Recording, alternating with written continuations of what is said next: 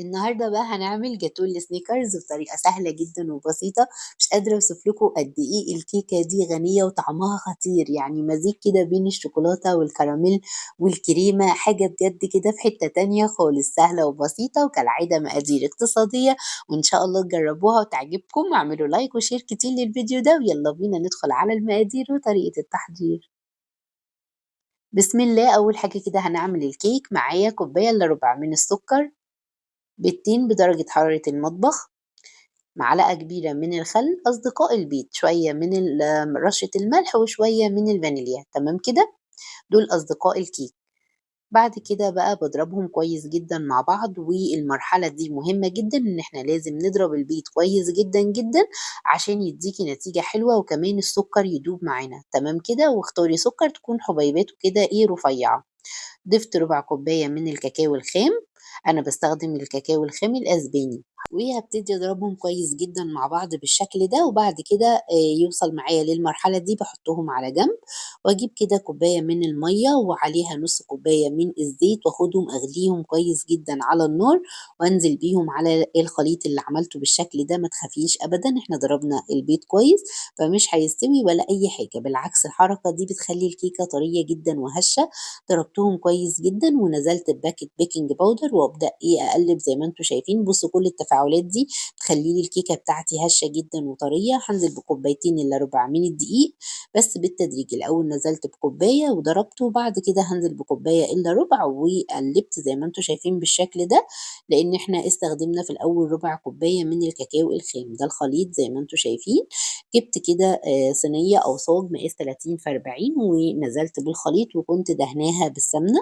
وبعد كده هادخّلها بقى الفرن على درجة حرارة 180 في الرف الوسطاني، بتاخد حوالي من ربع ساعة ل20 دقيقة بالكتير وبتكون استوت، بتخرج معايا بالشكل ده باسيبها تهدى وتبرد خالص وأبتدي أجيب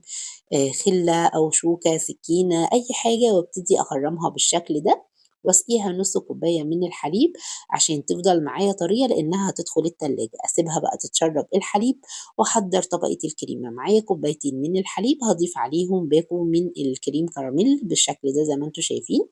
هو بيبقى فيه سُكّر، أنا هاضيف له بس معلقة من الدقيق أو معلقة من النشا وابتدي أقلّبه على البارد وارفعه على النار لإني عايزاه يبقى سميك شوية مش عايزاه يبقى خفيف، هيغلي معايا بالشكل ده هاروح منزّلاه من على النار على طول نازلة بيه على الكيك زي ما أنتم شايفين كده. بس كده بقى هاسيبه يهدى ويبرد خالص، خالص، وبعد كده هادخّله التلاجة عشان يتماسك ونحضّر بقى طبقة الكراميل مع بعض. جِبت طاسة هنا ضِفت فيها نُص كوباية من السُكّر ونقّي السُكّر بتاعِك تكون حبيباته إيه، ضعيفة كده ورفيّعة، ما باجيش جنبه خالص لحد ما يبتدي يكرمل كده، باروح متدخّلة بقى بالمعلقة عشان أقلّبه كُلّه واخلّي النار بتاعتي تكون هادية، هانزل بنُص كوباية من المَيّة المغلية واسيبه كده إيه، يفُك كده ويرجع تاني يبقى سايل ما يقفش زي ما أنتم شايفين كده، مع السخونية هتلاقيه على طول فَك وبقى تمام وإيديكِ طبعًا ما تسيبش التقليب لحد ما يبقى بالمرحلة دي. جِبت بقى نُص كوباية من الحليب أو المَيّة برضه عادي جدًا وضِفت لها معلقة كبيرة من النشا وقلّبتها كويس جدًا، جدًا.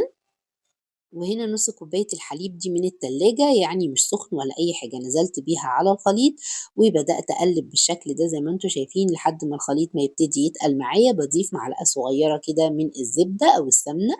وشوية من الفانيليا وخلاص هو كده تمام معايا، بانزّله كده من على النار واسيبه يهدى شوية، بعد كده أفُكُّه كده بمضرب وبعد كده أضيف له كوباية من الفول السوداني أو السوداني زي ما إحنا ما بنقول، ويكون مجروش أو صغنّن زي كده براحتكم خالص، وابتدي أنزل بيه على الكيكة، أنا ما نزلتش بيه على الكيكة وهو سخن،